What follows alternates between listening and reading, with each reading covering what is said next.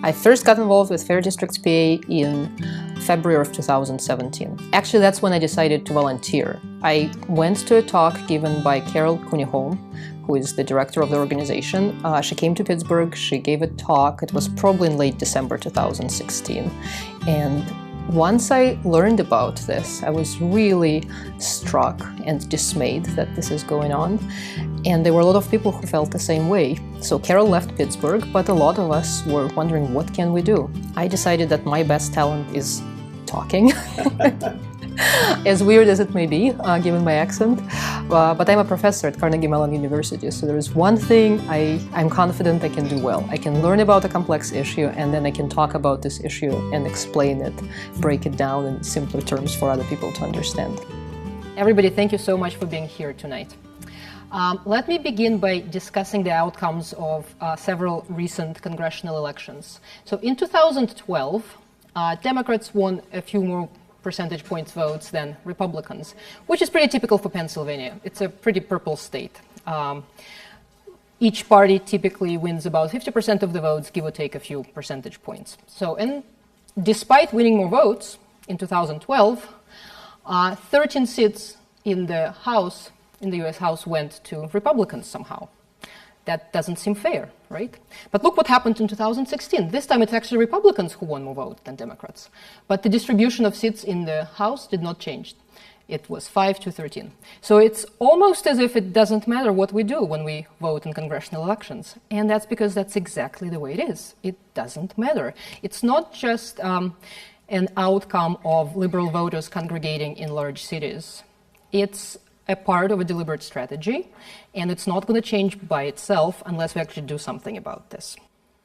Before we talk about gerrymandering, let's talk about reapportionment. So there is a total of 435 seats in the House of Representatives. That number doesn't change. But how many representatives can represent each state, that changes. Every 10 years, as a result of the census and the result of population shifts, some states gain population at a higher rate than other states. So the number of how many representatives can represent each state, that number changes every 10 years. So in the last reapportionment, here are the states that lost a seat, lost a few seats. So Pennsylvania lost one. Here are some states that gained seats. So reapportionment only dictates how many representatives a state can have. It doesn't really say anything about the district shapes. That is done in redistricting. But when you lose, when we used to have 19 people representing Pennsylvania in Congress, and then we went down to 18 currently, we had to redraw districts because we went down one slot. So that is done by redistricting. That's changing the shapes of boundaries of legislative bodies. It's usually done as a result of a census every 10 years. It can be done for other reasons between the censuses, but typically it's done every 10 years. Pennsylvania is projected to lose another seat as a result of 2020 census, so we know that redistricting is coming. And we also have a pretty good idea of how it's going to go down unless we do something. So let me tell you more about this, but first, gerrymandering. So gerrymandering is rigging the boundaries of districts in such a way as to benefit a particular party or a particular politician. The term is really, really old, and the practice is really old. So it was done for the first time over 200 years ago. There was a Massachusetts governor, Elbridge Gerry, who came up with this sort of district that was so atrocious that the newspaper editors drew it as a monster, and then slapping together the word salamander and his name, they came up with the word gerrymandering. But the main thing to know about gerrymandering is that both parties do it. It's really not sour grapes from Democrats who lost an election. It's really both parties do it, and it erodes our democracy no matter who does it. So here are a few common variations. If we have 64 voters that represent both parties, which is pretty much the case in Pennsylvania, they can be split into 4 districts in such a way that each district is competitive. So what happens when the district is competitive? People who are running to be our representatives, they need to run an efficient campaign. They need to go and learn about the voters and their issues, and they need to come up with solutions to those voters' issues, run a great campaign, and then win the voters' trust. That's what happens in a competitive district. None of that happens in a gerrymandered district. So here are a few common variations. The first one, it's used to be popular in the olden days, not so much now, but it's called sweetheart gerrymander. In a sweetheart gerrymander, 2 parties come together and say, hey, how about we split it fair and square? You get 2, I get 2. So it kind of looks fair and square on the surface, right? Because everybody got 2 seats, but it's really not fair to us, the people. Because if you are a representative who got your seat in a sweetheart gerrymander, who do you owe your seat to? Do you owe your seat to going out, connecting with the voters, coming up with good solutions to their problems? No. You know that you owe your seat to the party leadership, who drew the lines just so for you to have your seat. And if you owe your seat to party leadership, then do you have any incentive to actually learn about the voters and help solve their problems? No. So even though it looks fair and square, it's really not at all. And then these are more egregious variations that are more common nowadays, packing and cracking. So in packing, voters of a single party are packed into a single district. Their votes are essentially wasted. There are so many of them there. And then it makes the other nearby districts easier to win for the opposite party. Cracking is the opposite. You take voters of one party and you drop them, you split them into many different districts, again, robbing them of their voting power, because if you drop a few blue dots in a big red district, their votes are not going to matter. The district is going to stay red. So in either case, it really erodes our democracy. And our representatives are not really representing us. We don't really choose them. We think that we go and vote and choose our representatives, but by virtue of how the maps are drawn, the result pretty much guaranteed before it's even known who is going to be running in the election. The result is guaranteed for a particular party. How is redistricting happening in Pennsylvania? So for our local redistricting for Pennsylvania legislature, Pennsylvania Constitution has some requirements for what the districts are supposed to be. They're supposed to be equal in population. They're supposed to be as compact as possible. They're supposed to be contiguous. And touching at a single point counts for contiguity, and if you have seen some of those maps, you can see how many of them touch at exactly one point. It has to allow for minority representation based on the Voting Rights Act. And the maps are drawn by a 5-person committee. That's it. There's 5 people, they draw the maps. There is no transparency. We don't get to see the drafts. We don't get to have a say in it ahead of time, saying like, you can't do this to my community. No, that's what they do. Actually, last year, they didn't hold any meetings. You know, because when you have meetings, you're supposed to have minutes, and there's supposed to be a record of what was discussed. So they decided they won't meet. They'll just have working lunches in 2- and 3-person groups. And then there is no written record of what happened. Nice, huh? So what Pennsylvania Constitution doesn't say, but what's really important, is that districts should be competitive.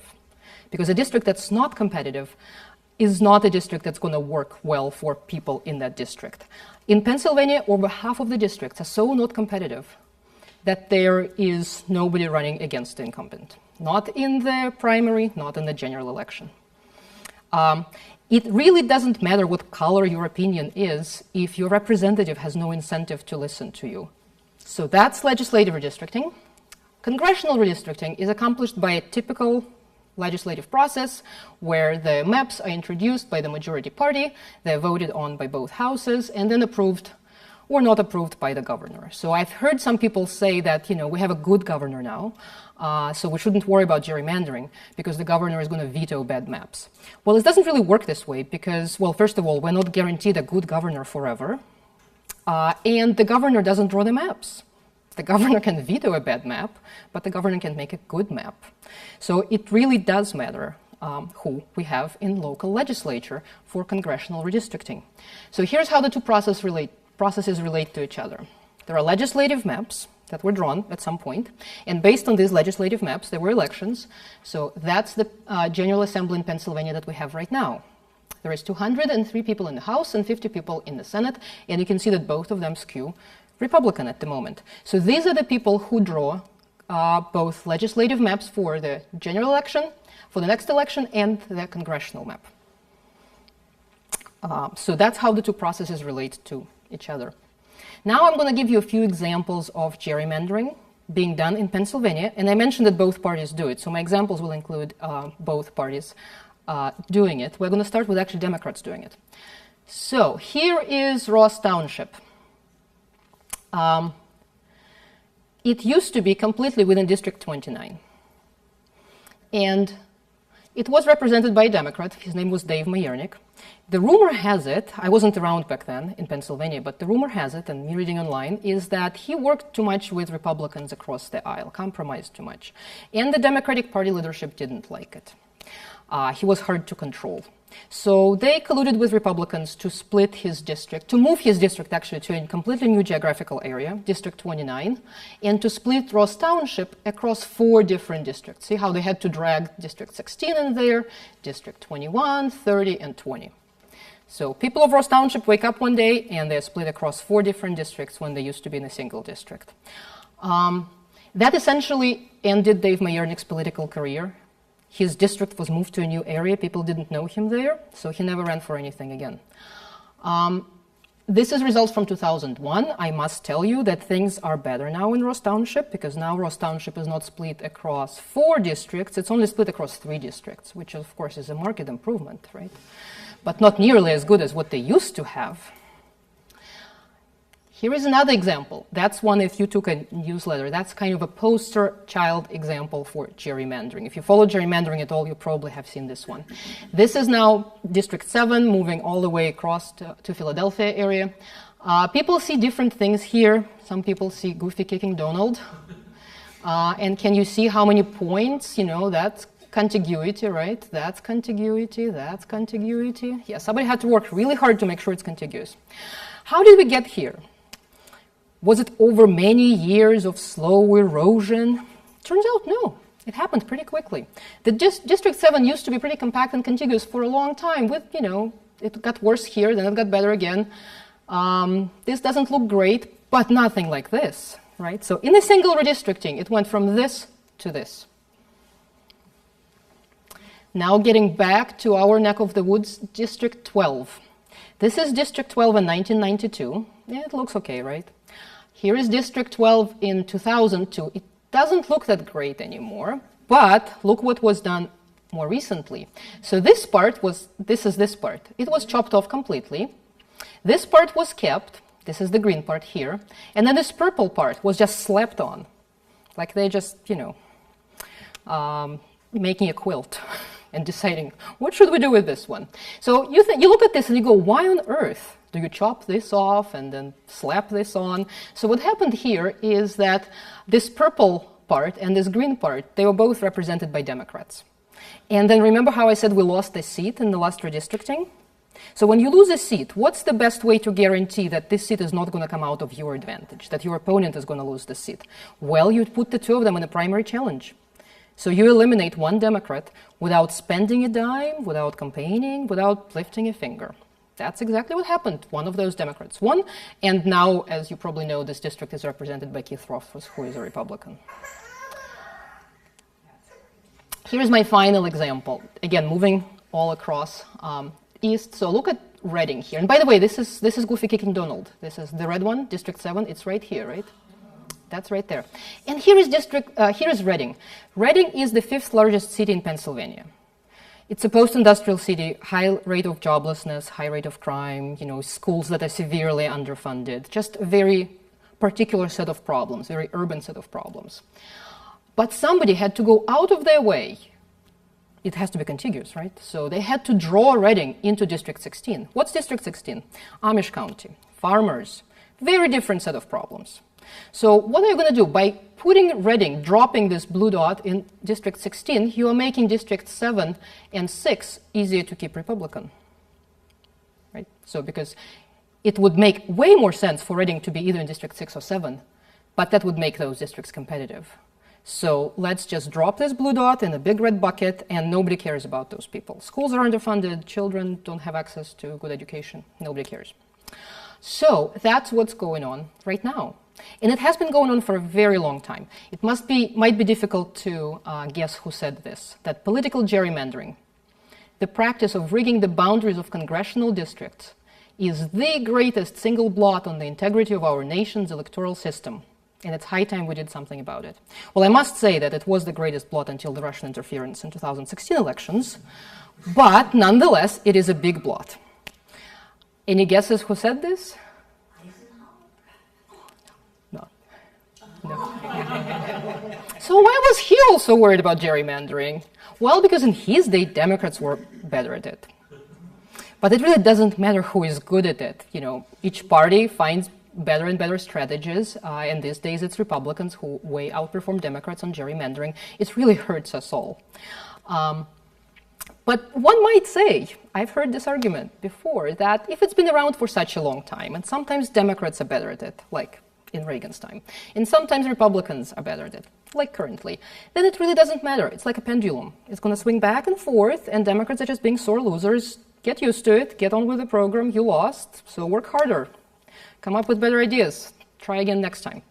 Right? But there is something that changed very recently, within the last 10 years, that makes this pendulum not very likely to swing back. It's probably going to stick right where it is right now because of those three factors. Mapping technology, data mining, and huge infusion of outside money. So for mapping technology, these days, people don't have to put a map in their office wall and guesstimate with push pins just where to draw the line. No. With a few clicks, they can create maps that are very precise, and they can let them estimate just how great their advantage can be if you draw the line here or there. You must be aware of the Supreme Court challenge, right, from Wisconsin right now. Well, the Republican Party in Wisconsin spent $2 million hiring an outside firm that produced maps that are pretty much indestructible and give this permanent advantage to the Republican Party. $2 million. But yes, we have the tools now to do this. Combined with data mining. So, anything we do these days, even if we are very careful about our information, we still leave a lot of breadcrumbs. You buy a plane ticket and, you give them the information. You go shopping to Giant Eagle, they ask you for your zip code. Pretty much anything you do. Every single piece of information by itself is meaningless. What brand of diapers I buy for my kids, or what brand of yogurt I enjoy, or where I spent my last vacation. Every single fact is meaningless. But when you combine hundreds of them together, you can very carefully, very accurately create a profile of a voter, of who they're going to likely to vote for. Now there is precision to actually split a household, if it were legal. It's not legal, but they do have the tools and precision to do it. It can be done. They don't split a household because it's illegal, but they totally split a street. They can cut somebody right out of a district, a particular set of houses or a particular person. And then Pennsylvania is infamous for not having good campaign finance laws. There can be a lot of dark money spent in Pennsylvania without any accountability. So you put all of those three together, and we're a swing state. With lots of electoral votes, it makes Pennsylvania a very good target for gerrymandering. And actually, it was specifically a target in 2010. So Karl Rove wrote an article. So it wasn't this big secret that people came up with, in the back rooms. It was all part of a strategy that was articulated very publicly. So this is Wall Street Journal. The article is basically called "He Who Controls Redistricting Can Control Congress." So Karl Rove articulated the strategy. His article starts with the word Pennsylvania, because Pennsylvania was one of those states that he said should be targeted. By flipping, by pouring enough money, by knowing which districts to target, if enough seats are flipped for local legislature, and local legislature is now mostly Republican, that means that Republicans can control redistricting at the congressional level as well. So that was part of the strategy, and the strategy worked very well, I must say. It worked very well in Wisconsin, it worked very well in Pennsylvania. It was that Red Map 2010 campaign. And then Democrats are not sleeping, right?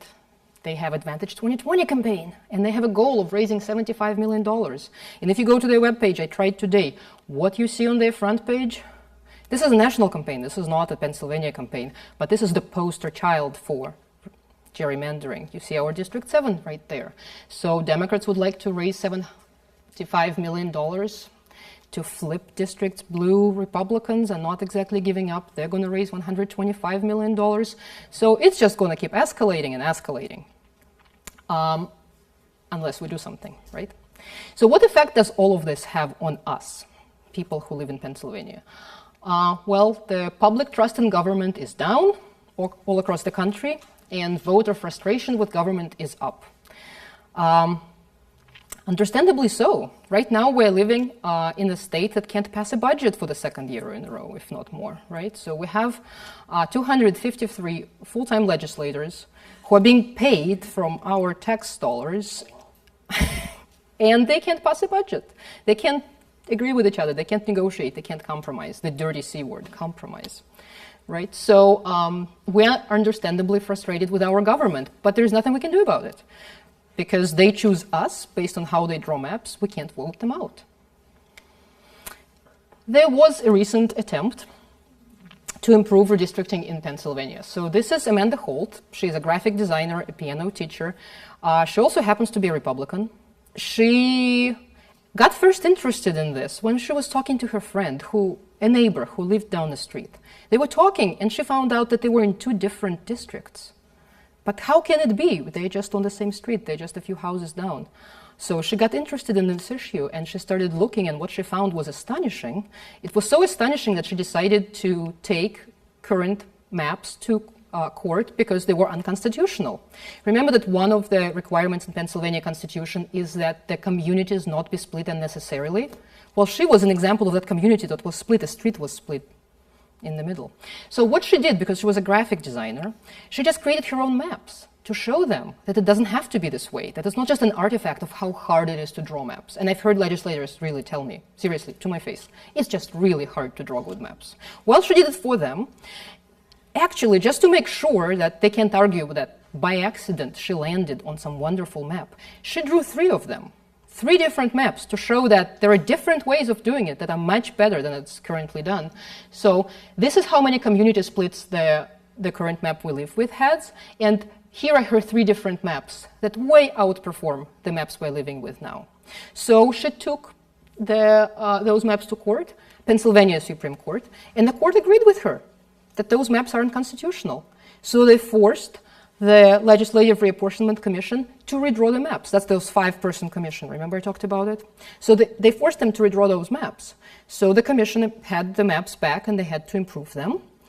And they worked really hard for a long time, because it's hard to draw good maps, right? Remember? So they worked and worked and worked on it until they ran out the clock, essentially. So when they produced the revised maps, Amanda and her team looked at them, and they were still unconstitutional. They took them to court again. But at that point, elections were around the corner. And the judge said, whether I agree with you or not, I need to approve something because we can't have elections without a map. So even when you win, you still lose. So legislative route can be effective, but even when the judge agrees with you that the maps are unconstitutional, we still are living with those maps that have been pronounced unconstitutional. Well, they're revised versions of those unconstitutional maps. You probably know that all across the country there are challenges to redistricting. The court case in Wisconsin was considered yesterday, 2 days ago, by the Supreme Court. Those challenges, they cost a lot of money. And who is paying for this? Well, the government is using taxpayers' dollars to defend itself against the taxpayers. So we're paying for this twice. The lawsuit was filed in Pennsylvania in the summer. The cost is yet unknown, but it was just announced that this lawsuit will be on hold until the Supreme Court case with Wisconsin is resolved. So we don't know what's going to happen there. Now, if the Supreme Court rules in favor of the plaintiff in the Wisconsin case, it will be a huge, huge positive it would be a huge strike against gerrymandering. But what's going to happen is that courts will be more likely to take up cases of partisan gerrymandering. But we'll still have to challenge maps one by one. Courts will be more likely to take them, but it takes a lot of money to go to court, and it takes a lot of time. There are very few issues these days where people agree across party lines, but gerrymandering is one of them. There was a survey done just a few weeks ago. It came out in September. It was done by a bipartisan, there were Republicans and Democrat pollsters doing it together. They asked people what they think about gerrymandering and whether the Supreme Court should set a standard for what's, considered a gerrymandered illegal map. Overall, 71% of people said yes. And it was true across party lines. That support was stronger for Democrats. It was 80% of Democrats, but it was 68% of independents and 65% of Republicans who support that. Right now, if you look at prominent people across the nation, there are a lot of them who are Republicans who are supporting striking down gerrymandering. John McCain, John Kasich, they wrote amicus briefs for the current Supreme Court case to strike down gerrymandering. And there are other names of prominent Republicans that I can't remember at the top of my head, but this is truly an issue that cuts across party lines, and we can and we will make it happen. But first, if we do nothing, if we just go back to our lives, and we all have busy lives, we have families, we have jobs, if we just kind of don't do anything about this, what's going to happen? Well, there's going to be an all-out war between Advantage 2020 and Red Map 2020. There's going to be a lot of angry partisan ads. There is going to be stalemate, continuing stalemate at our local government, more voter disenfranchisement, and just gridlock and dysfunction and damage to our democracy. This is just, it's not going to fix itself. Given the tools available right now to politicians, it's just not going to fix itself. Which is why Fair Districts PA is proposing that Pennsylvania creates an independent commission to do redistricting, so that we take the power to create maps out of the hands of politicians and give it to the people. Politicians have an inherent conflict of interest, right? They're essentially drawing the districts to suit themselves. That's just a built-in conflict of interest. It's crazy, really, if you think about it. So think if Steelers won a Super Bowl, and then because they won a Super Bowl one year, now they're in charge of draft. Nobody would think that's a good idea. That's crazy, right? But that's exactly what's happening right now in Pennsylvania. One party won elections in a wave, and now they are taking hold on the redistricting process. So by taking the power to draw the boundaries of districts out of politicians' hands and giving them to people, we're sort of eliminating this possibility that somebody with a conflict of interest is going to be doing this. There would be a transparent process with public participation, strict timeline for completion so that nobody can run out the clock and elections are around the corner and bad maps have to be approved. And it will also address other causes of redistricting unfairness, including prison-based gerrymandering. What would this independent commission look like? The independent commission would have 11 people on it, 4 Democrats, 4 Republicans, and 3 voters from either minor parties like Libertarian, Green, or just not affiliated with any of the parties. A Secretary of State would choose randomly from pools of voters who applied to be considered to be on this commission. And then appointment from each of those groups, Democrats, Republicans, and Independents, would have to reasonably reflect the racial and geographical diversity. Then the group needs to choose a chair that has to be approved by at least 6 members, and they will go on to work. To apply to even be in the pool, to be randomly selected to be on the commission, voters have to have the same party registration for 3 years so that people couldn't game the system. They need to actually vote. They need to be already active, engaged citizens. They cannot either themselves or be married to someone who has held political office or is a paid lobbyist or was a staff member of a politician. Okay, the Independent Commission will have a transparent process. They will publish drafts of maps on the website. They will hold 4 separate hearings in 4 separate locations to give people an opportunity to speak and offer input into the drafts of the maps. The final plan will have to be approved by at least 7 people. That should include votes from each of those 3 subcategories, Democrats, Republicans, and Independents. So again, one party will not have this hold on the process. You have to convince others that your solution, that the final map is actually a good solution that's good for all of people of Pennsylvania and not just for a single party of Pennsylvania. So here's our timeline. What needs to happen for us to have an independent redistricting committee is that bills with nearly identical wording need to pass in both Senate and House, 2 sessions in a row, 2 consecutive legislative sessions. That will put the issue on the referendum to change the Constitution, where people would be able to vote whether or not they would like to create an independent redistricting commission. So this is the point where usually people get really sad and the kind of shoulders get droopy when I mention the amendment to the Constitution. Like, how on earth are we going to do that? Well, it's hard. Nobody is saying it's easy. But I'm going to tell you why this is a particularly fortuitous point in history when I think we have a chance. Also, I like to think about it this way. Even if I have to keep working, even if we fail for 2020, I'm going to keep working on it until 2030 and beyond, because it's a really important issue. It's just the right thing to do, and I'm sure we're going to succeed in my lifetime. Women voting rights took a long time. Abolition of slavery took a long time, so it's just the right thing to do, so we just have to keep fighting. And some people don't want to keep fighting for 10 years, but then I tell them, imagine you have a kid. Nobody would say that I'm not going to send my kid to kindergarten, because, oh my God, it's going to take 10 years to graduate. You know that that if you want them to eventually graduate from school and good things to happen in their life, you have to start somewhere, and then you slog through the kindergarten and so forth, and one day they graduate. So it's going to get done. I'm really, really certain of that. But we do have a chance to actually get it done by 2020, so that by the time next congressional elections roll around, we do not have to live with gerrymandered maps. These are the current efforts, the current bills that are in the legislature.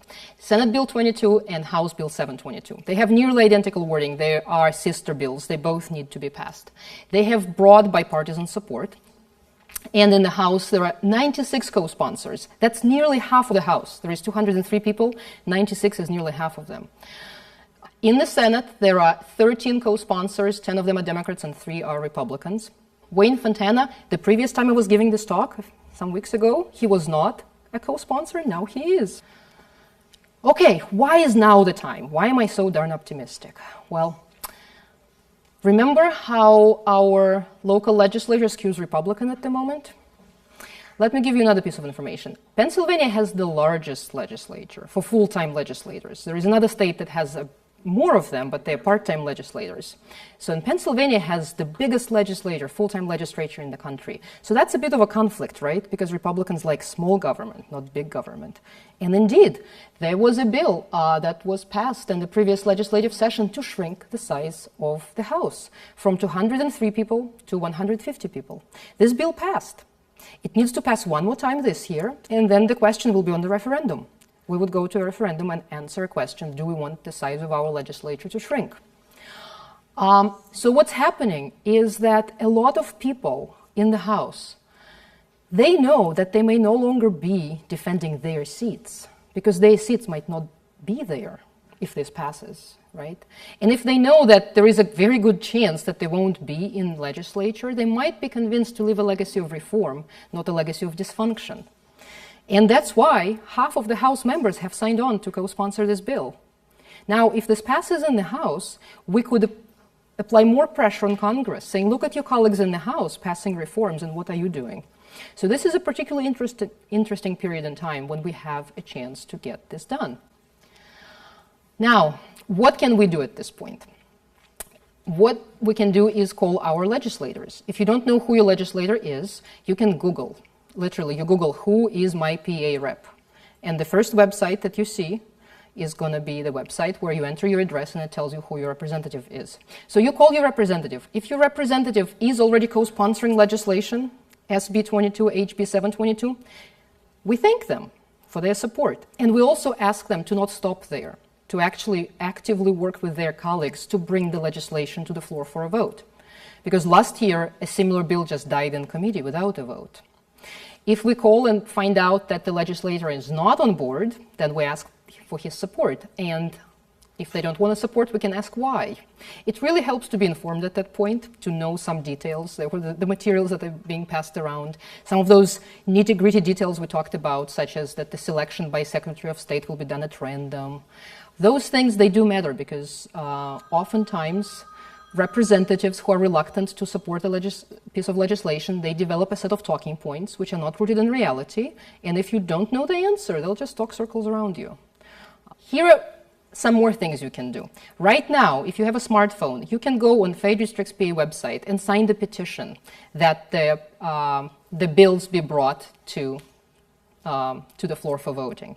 Because right now the bills are sitting in committee.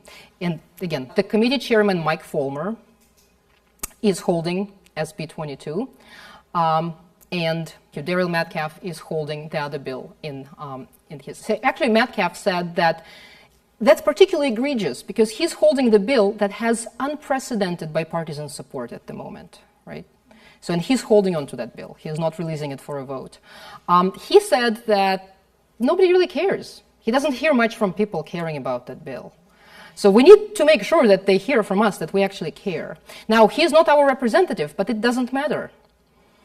He is sitting on an issue, not acting on an issue that affects all of us Pennsylvanians. So it's totally fair game to call these people, Mike Folmer and Daryl Metcalf, even though they're not your representatives. It's totally fair game to call them, because what they are controlling is the legislature that's not being voted on. That affects all of us. So we can call them. We can call our own representatives to encourage them to co-sponsor legislation or help it get to a floor for a vote. We can sign a petition. There are postcards that we can sign right now, and Dee is standing ready with the postcards, and she knows if you're local, she will be able to tell you who your representative is and where the postcard has to go. Another thing you can do is any community you belong to, you can request a speaker like this. And it doesn't matter what the size of your community is. I swear I've spoken in front of one person. More than one time. I couldn't leave you without an inspirational quote. It always seems impossible until it's done, right? And also, let me leave you with a story. So I have a story to tell you about my neighbor. Actually, my neighbor's father. So I have a neighbor. I live down the street in Squirrel Hill. My neighbor has a boy about the same age as my daughters. They often play together. And we know her father because he often watches the kids and the kids play together. So I used to be a person who didn't talk about politics. My parents raised me well, but I decided at some point that I'm just going to talk about it. You know, I'm going to talk about things that matter to me in any company. So it's a February day. Remember one of those 70 degrees days? So we're standing, kids are biking. You know, when it's 70 degrees in February, even weather is not a safe topic of conversation. So I decide that I'm going to talk about whatever. And he's the first person I'm doing it on. So he says, Anna, hi, nice to meet you. How are you doing? And I say, great. He says, what's new? And I say, I have a new hobby. And he says, okay, what's your new hobby? And I say, political organizing. And he goes, oh, you don't want to talk to me? I'm one of those damn Republicans who voted for Trump. I say, okay, fine. If you don't want to talk to me, we don't have to talk. So we're standing there. Kids are biking. We're standing. He's curious. So he's like, okay, tell me, what are you doing? Say, okay, well, there is this organization, Fair Districts PA, and they're fighting against gerrymandering, and I'm going to volunteer with them. And we start talking, and he sort of asks probing questions. He's like, you really just want to flip those seats so that they're Democratic held seats. I know you. Come on. And, you know, I say, no, it's wrong no matter who does it. You know, it doesn't matter what your beliefs are if your representative has no incentive to listen to you and to work with you. So we talk, and he's sort of convinced that I'm not doing it just to flip Pennsylvania blue, but I'm just really working to fix the process. And then, you know, whoever people of Pennsylvania happen to elect, if they happen to elect more Republicans, then so be it. But at least there'll be Republicans who are working with their constituents on their issues. So he says, okay, so what can I do? And I say, well, I have those postcards in my kitchen. You could sign them and mail them to your representatives. And he says, okay, I'll take some. So I run home, I bring a couple cards, he takes them, and I think that was nice. That sort of shows me that I can talk to anyone about this issue. It's truly cutting across their party lines.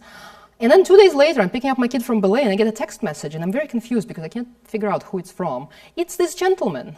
We're not on texting terms, but he sent me a text saying, I sent the cards, but I have a few friends, and I'm out of cards. What can they do? Can you send me an email for what they should tell their representatives? So, okay, I get home, I write him an email, and I'm like, we're doing it. And then next weekend rolls around, he's back to see his grandkid, and he says, okay, Anna, what do we do now? I'm like, okay. Like, now you invite me to talk to your friends. So it really showed me that it's not a partisan issue. It's an issue that affects all of us, no matter what our political affiliation is. And we just need to fix the problem for all citizens of Pennsylvania so that they can actually choose their representatives. Instead of right now, we're being chosen by them based on how they drew us in or out of their districts. It's impossible to defend that the current solution, the current situation is in any way, shape, or form good for anyone other than the people who benefit from it directly. You can also join us. You can join Fair Districts PA if you have more time to volunteer, if you would like to be more involved. We need all sorts of skills and talents. But there are people working on maps, on legislation, people coming to support speakers so that, you know, they have postcards and know who to send them to. So whatever your skill might be, there'll be a use for it. So if you are interested, please join us.